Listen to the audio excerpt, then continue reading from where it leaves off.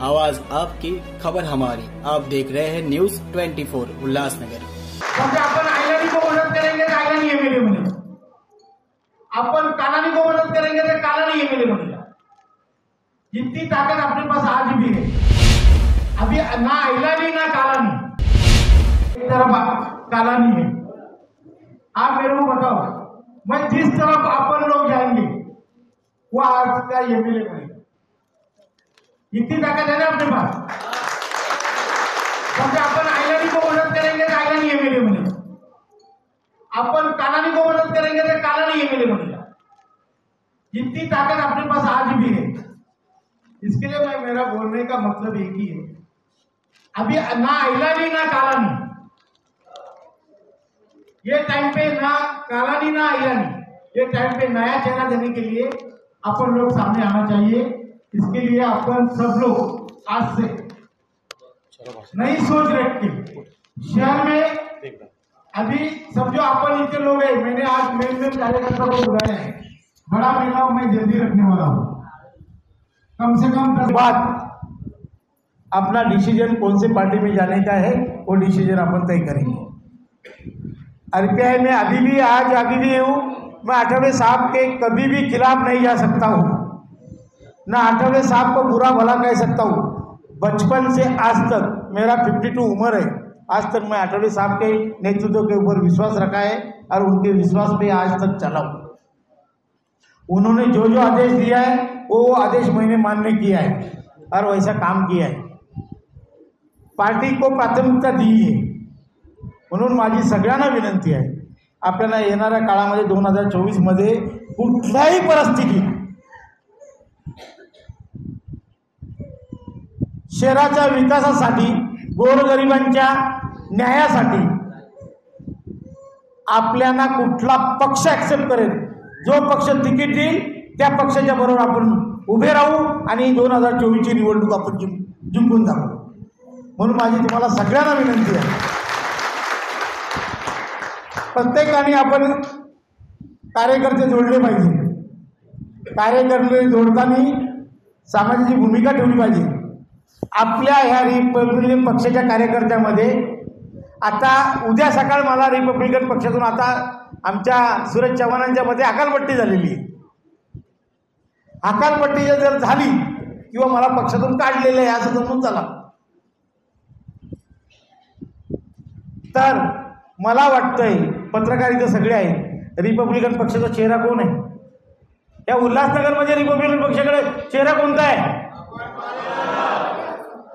म्हणून माझी एक भूमिका, जे लोक आहेत जे आज टाळ्या वाजवायला तिथे विरोधक म्हणतात, काही विरोधकांनी खुश झाले, अरे विरोधक कुठल्या पक्षात आहेत?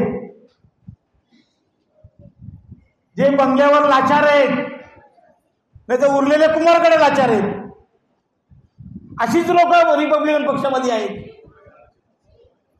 अशा परिस्थितीत लोक असतील आणि पक्ष वाढवण्याची स्वप्न बघत असतील तर मला वाटतं ते चुकीचं आहे।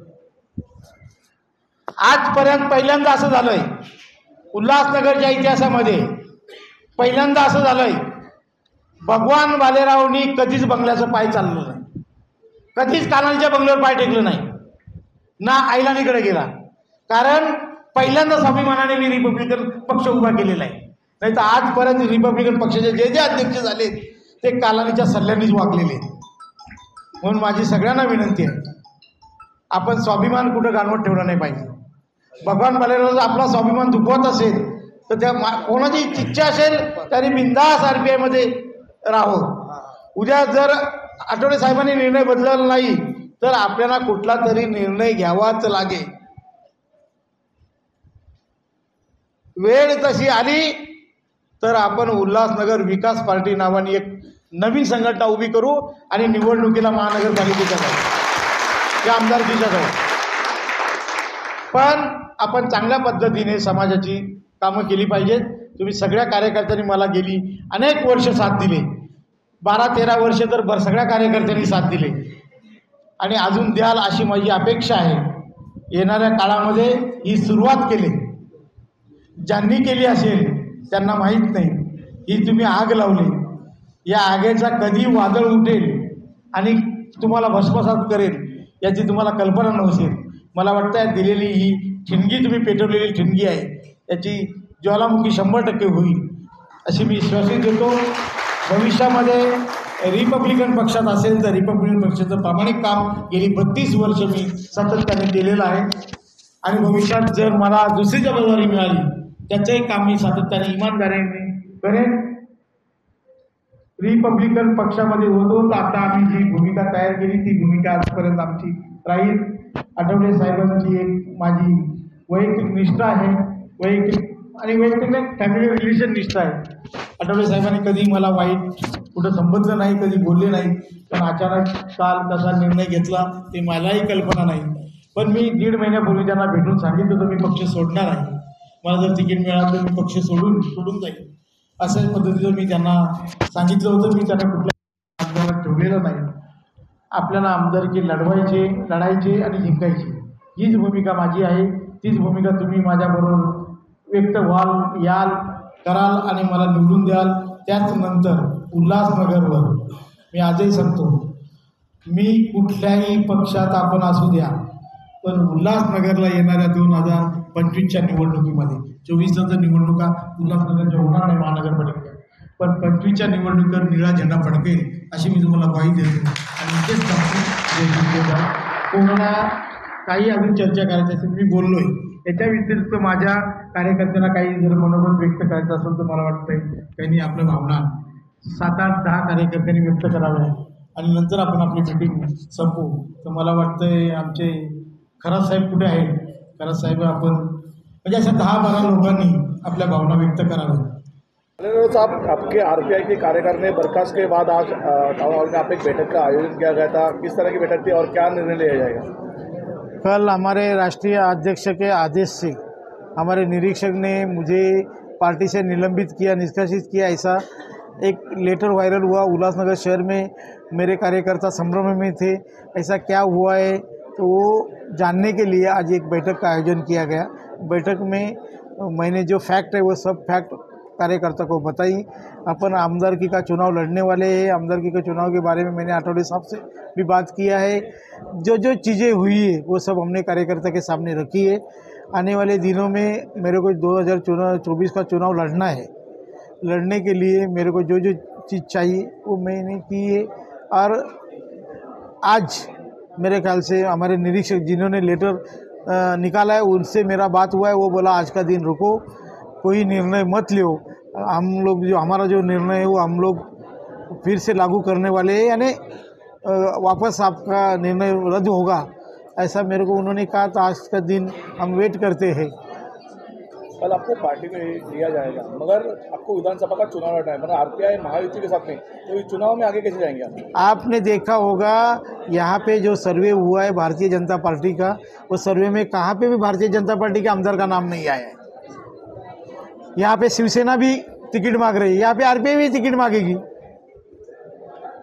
तो ये सब चीज़ आने वाले दिनों में मालूम पड़ेगी आपको. 10-12 दिन आप 2-3 तारीख तो वेट कीजिए, आपको सब सामने आ जाएगा. कई दिनों से आप शरद पवार गुट के टिकट की मांग कर रहे हो, टिकट मिलेगा? मैंने मांग की है. मेरा अच्छा अगर बायोडाटा उनको लगेगा तो मुझे टिकट देंगे. आपने बार कहा गया था कुछ दिनों में बड़ी तादाद में आप पार्टी में प्रवेश करोगे, शरद पवार के हाथों के पार्टी में प्रवेश करोगे, क्या कहेंगे इस पर? क्या कहेंगे? 3 तारीख तक आप रुकिए. 3 तारीख तक आपको अच्छा रिजल्ट दिखेगा. कौन सी बड़ी पार्टी मेरे साथ आएगी या मैं बड़े पार्टी के साथ जाऊंगा वो आपको दिखेगा आने वाले दिन. 2 तारीख का टिकट नहीं मिला तो आप किस तरह का निर्णय लेंगे? 2 तारीख टिकट शायद मुझे ही मिलेगा ऐसा मेरे को लगता है. अभी आपने भाषण के बीच में कहा कि कोई पार्टी का टिकट न मिलने पर हम एक उल्लासनगर के लेवल में पार्टी को शुरू कर विधानसभा को आगे जाएंगे, तो क्या कहेंगे?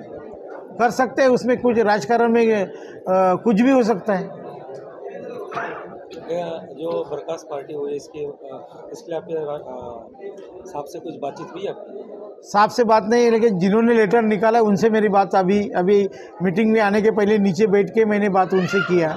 तो उन्होंने बोला पार्टी के बारे में कुछ बताइए मत, आप हमारा निर्णय हम लोग फिर करेंगे और आपको आज रात तक या कल सुबह तक मालूम पड़ेगा.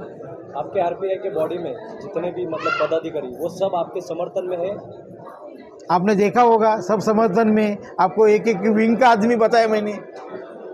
सब विंग जो बनी है, किसी भी पार्टी में इतनी विंग नहीं है जितनी विंग आरपीआई में है। जो आज आपने बैठक बुलाई थी, इसमें सब कार्यकर्ता थे, पदाधिकारी थे? सब कार्यकर्ता और पदाधिकारी, सामान्य जनता।